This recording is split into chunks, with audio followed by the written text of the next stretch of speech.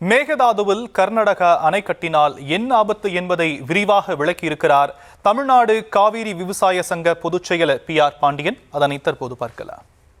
காவிரி நடுவர் மன்ற இறுதி தீர்ப்புக்கு முரணாக உச்சநீதிமன்றத்தை அவமதிக்கும் வகையில் கர்நாடக அரசு மேகதாட்டு அணை கட்டுவதற்கு சட்டவிரோதமான நடவடிக்கையில் ஈடுபட்டு வருகிறது. குறிப்பாக 2018 ஜனதா கட்சி குமாரசாமி முதலமைச்சராக இருந்தபோது வரைவு திட்ட அறிக்கை தயார் செய்ய அனுமதி கேட்டார். பசவராஜ் பொம்மை முதலமைச்சராக இருந்த பாரதிய ஜனதா கட்சி ஆட்சி காலத்தில் வரைவு திட்ட அறிக்கையை தயார் செய்து காவிரி மேலாண்மை ஆணையத்திற்கு வழங்கினார்.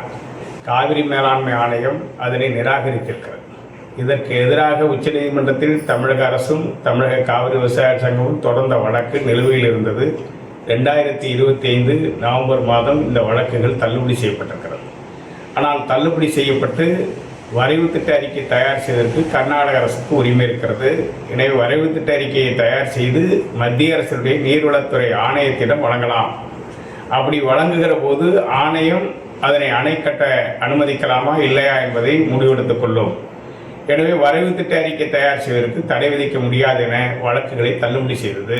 அதே நேரத்தில் நீதிபதிகள் வழக்கு தள்ளுபடி செய்யப்பட்டதால் இதை மேகதாட்டு அணை கட்டுவதற்கான அனுமதி என்கிற அடிப்படையில் கர்நாடக அரசு எடுத்துக்கொள்ளக்கூடாது என திட்டவட்டமாக தெரிவித்திருக்கிறது. இந்த நிலையில் 2 தினங்களுக்கு முன்னதாக கர்நாடக மாநில முதலமைச்சர் DK சிவகுமார் பாட்டீல் அவர்களை மத்திய ஜல்சக்தித்துறை அமைச்சர் பாட்டீல் அவர்களை சந்தித்து உச்சநீதிமன்றமே தமிழ்நாடு போட்ட மேகதாட்டு அணைக்கு எதிரான வழக்குகளை தள்ளுபடி செய்து விட்டதால் உடனடியாக எங்களுக்கு அனுமதி வழங்க வேண்டும் என வலியுறுத்தியிருக்கிறார். இது உண்மைக்கு புறம்பானது. நீதிமன்றத்தை அவமதிக்கும் வகையில் இந்த செயல்பாடு அமைந்திருக்கிறது. எனவே தமிழ்நாடு அரசு உடனடியாக கர்நாடக முதலமைச்சர் DK சிவகுமார் மீது நீதிமன்ற அவமதிப்பு வழக்கு தொடர வேண்டும். உச்சநீதிமன்ற தீர்ப்பையே தனக்கு சாதகமாக பயன்படுத்தி நீதிமன்ற தீர்ப்பை அவமதித்திருக்கிறார். எனவே நீதிமன்ற அவமதிப்பு வழக்கு தொடர்வது மூலம் தமிழக விவசாயிகளை பாதுகாக்க தமிழ்நாடு அரசு போர்க்கால அடிப்படையில் நடவடிக்கை எடுக்க வேண்டும்.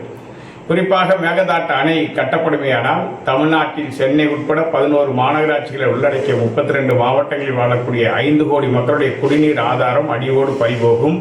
25 லட்சம் ஏக்கர் நேரடியாகவும் மறைமுகமாகவும் பாசன வசதி பெறக்கூடிய விளைநிலங்கள் பாலைவனமாக மாறும். விவசாயிகளும் விவசாய தொழிலாளர்களும் அகதிகளாக வெளியேறக்கூடிய பேராபத்து ஏற்படும். எனவே மேகதாட்டு அணை கட்டுவதை தடுத்து நிறுத்துவதற்கு தமிழக அரசு போர்க்கால அடிப்படையில் நடவடிக்கை எடுக்க வேண்டும்.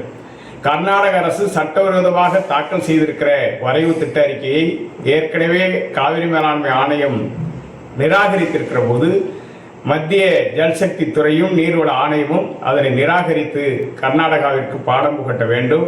சட்டவிரோதமாக கர்நாடக மேகதாட்டு அணை கட்டுவதை மத்திய அரசு அனுமதிக்க கூடாது என நாங்கள் வலியுறுத்துகிறோம்.